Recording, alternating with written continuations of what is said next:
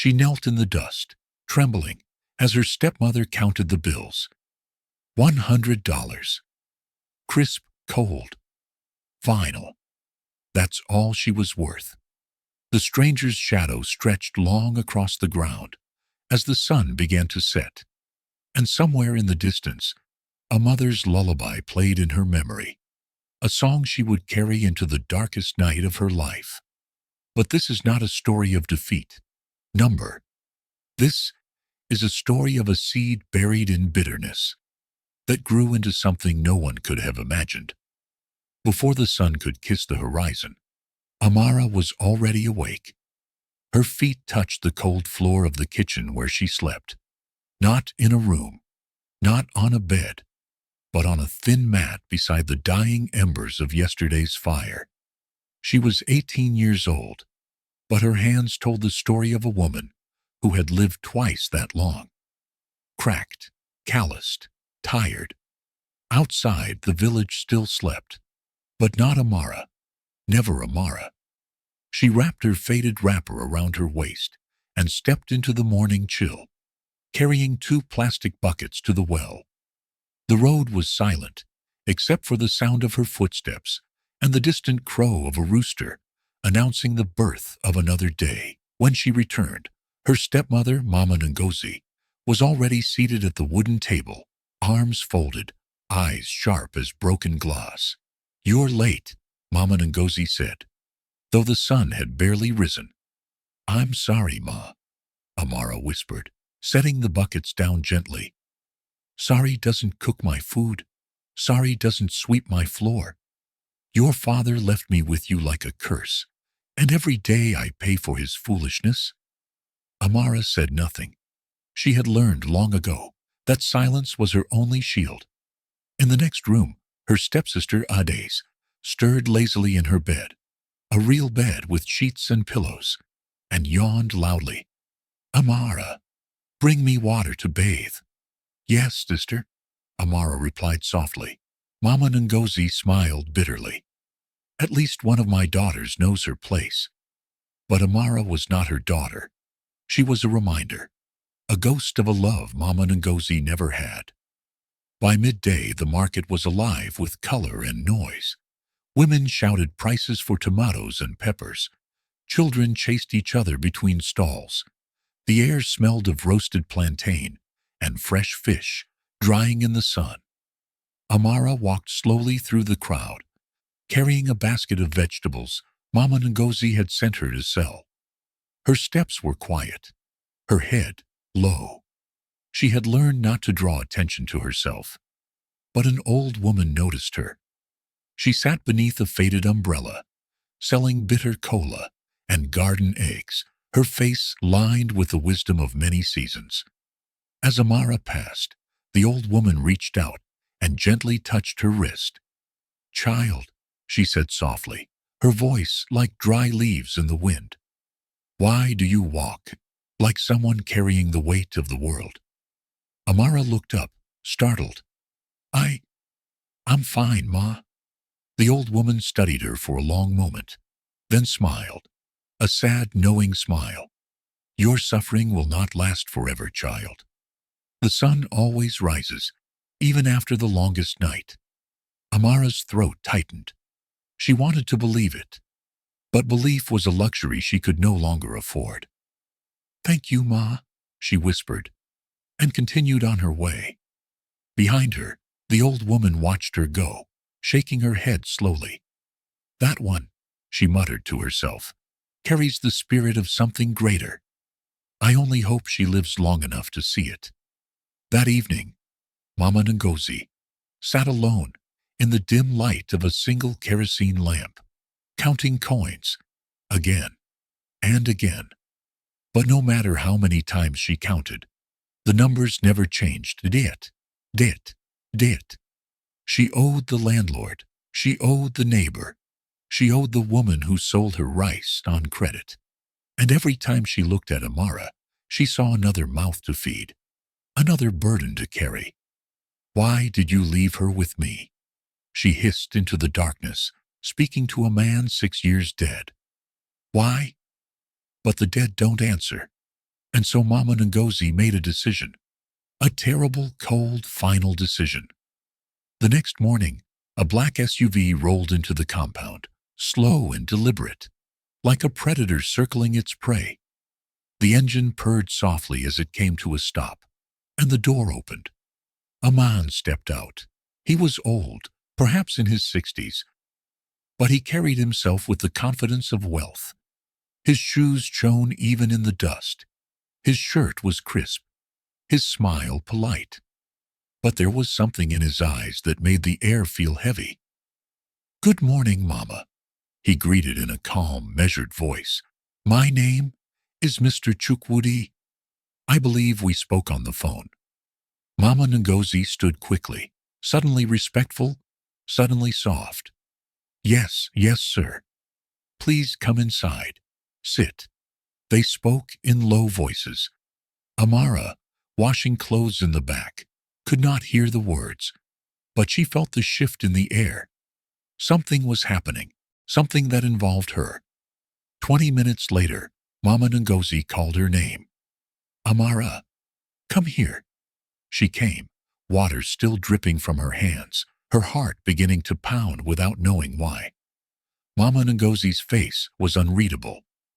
"This man," she said, gesturing to Mr. Chukwudi, "is taking you to the city. You'll work as a housemaid for his family. You'll send money back. It's time you became useful." Amara's breath caught in her chest. "Ma, you don't have a choice," Mama Ngozi snapped. "Pack your things. You leave tonight." Mr. Chukwudi stood, his expression gentle but firm. "Don't worry, child. You'll be well cared for. I promise." But Amara had heard promises before. That night, Adais watched from the window as Amara was led to the car, a single small bag in her hand. "Finally," Adais said with a cruel smile, "the village rat is gone." Mama Ngozi said nothing. She stood in the doorway, arms crossed, watching the taillights disappear into the night. In her pocket, $100. In her chest, nothing. Inside the car, Amara sat in silence, her hands folded tightly in her lap. The city lights grew brighter as they drove, but inside her, everything was dark. "Where are we going?" she finally whispered. Mr. Chukwudi glanced at her in the rearview mirror. "To meet someone important. Someone who will change your life." "I don't understand." "You will," he said quietly. "In time." And so the girl who was sold for $100 rode into the unknown, not knowing that destiny was waiting on the other side. Lagos was a different world. The noise, the lights, the speed, everything moved like water in a flood, fast and unstoppable. Amara had never seen buildings so tall, had never heard so many voices at once. The city swallowed her whole. Mr. Chukwudi brought her to a modest but clean apartment in a quiet part of the city. It had running water, electricity, a bed with sheets. "This is where you'll stay," he said gently. "Rest tonight. Tomorrow you'll meet my nephew." "Your nephew?" Amara's voice was small. "Yes, his name is David. He's a good man, a kind man. He's been looking for someone real." Amara didn't understand, but she was too exhausted to ask more questions.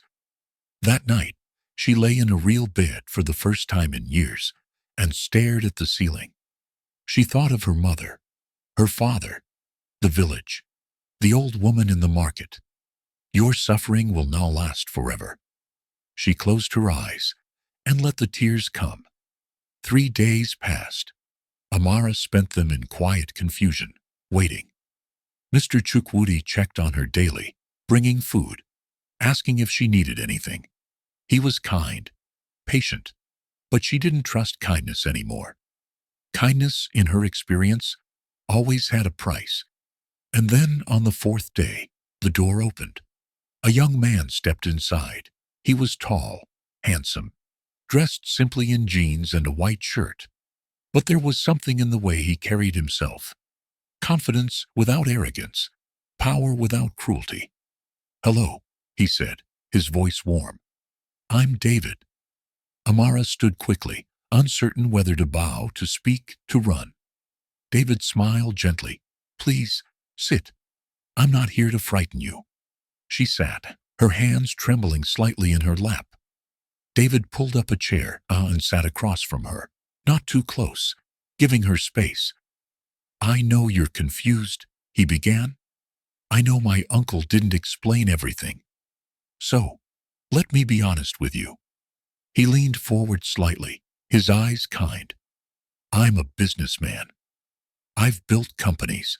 I've made money. But in this world, people see me and they see my wealth first. They see what I can give them, not who I am." Amara listened, her heart pounding.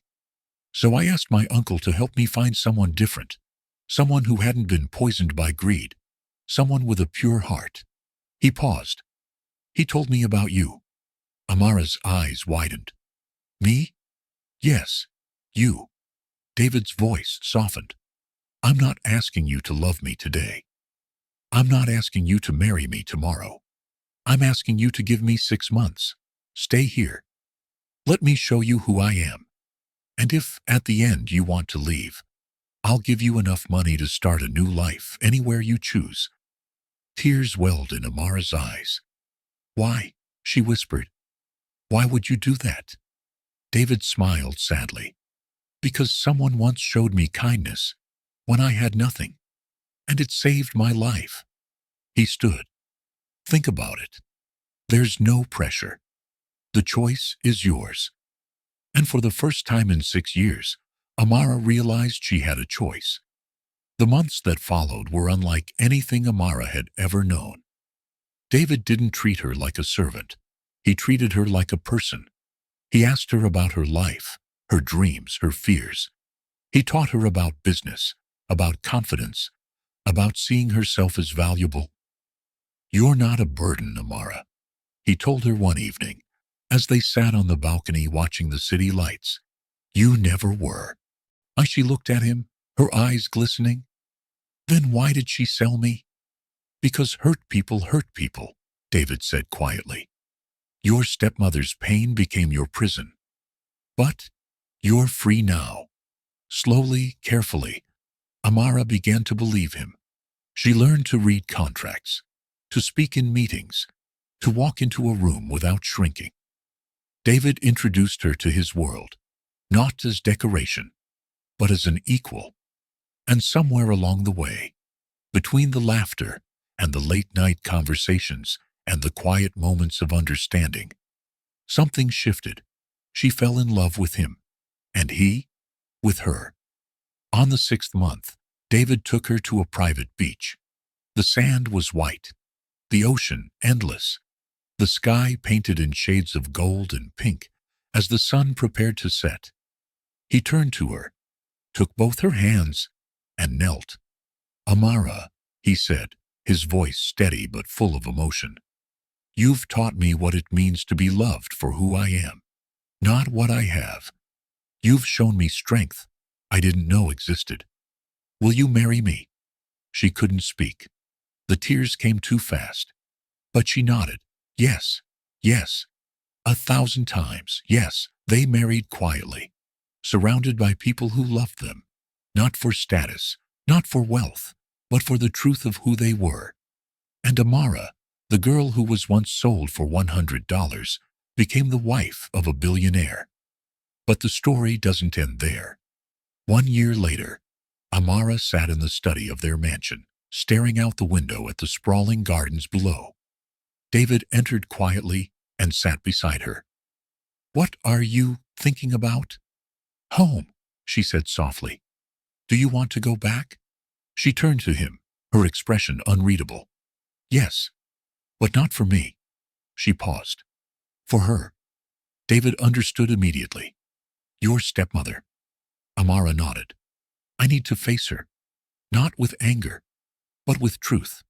David took her hand. "Then we'll go together." And so preparations were made.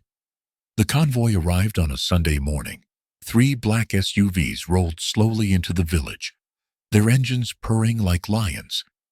People stopped what they were doing. Children ran alongside the vehicles. Women whispered behind their hands. When the first car stopped in front of Mama Ngozi's compound, the entire village seemed to hold its breath. The door opened, and Amara stepped out. She wore a flowing gown of deep blue, embroidered with gold. Her hair was styled elegantly. Jewelry glinted at her neck and wrists. But it wasn't the wealth that made people stare. It was her presence. She walked like a queen.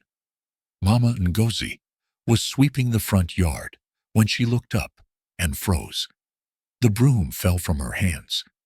"Amara," she whispered, her voice cracking.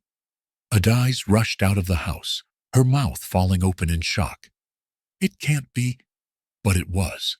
Amara stood before them, calm and regal, while the entire village gathered to watch. Mama Ngozi stumbled forward, her hands reaching out. My daughter, you've come home." Amara didn't move. Her voice, when she spoke, was quiet but firm. "I am not your daughter." The words landed like stones. Mama Ngozi's face crumpled.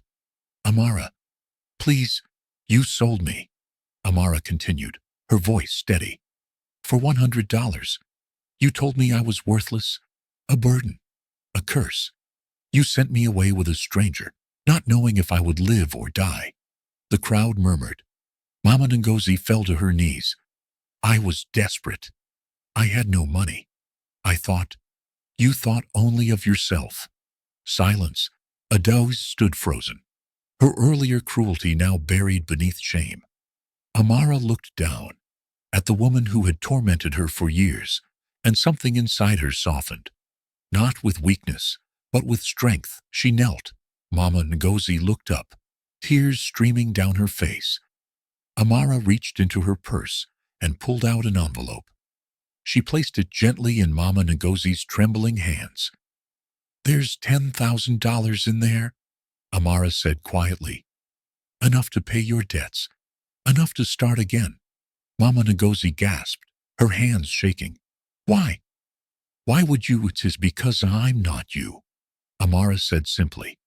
She stood and turned to face the gathered crowd. Her voice rang clear across the square. "I came here today, not for revenge, but for truth. This woman sold me, but I will not become like her. Instead, I will build a school here, a school for girls, so that no child is ever sold again, so that no girl ever believes she is worthless." The village erupted.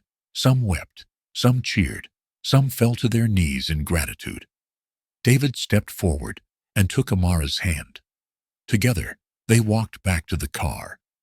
Behind them, Mama Ngozi collapsed in the dust, clutching the envelope, destroyed not by Amara's anger, but by her grace. 6 months later, the school was finished.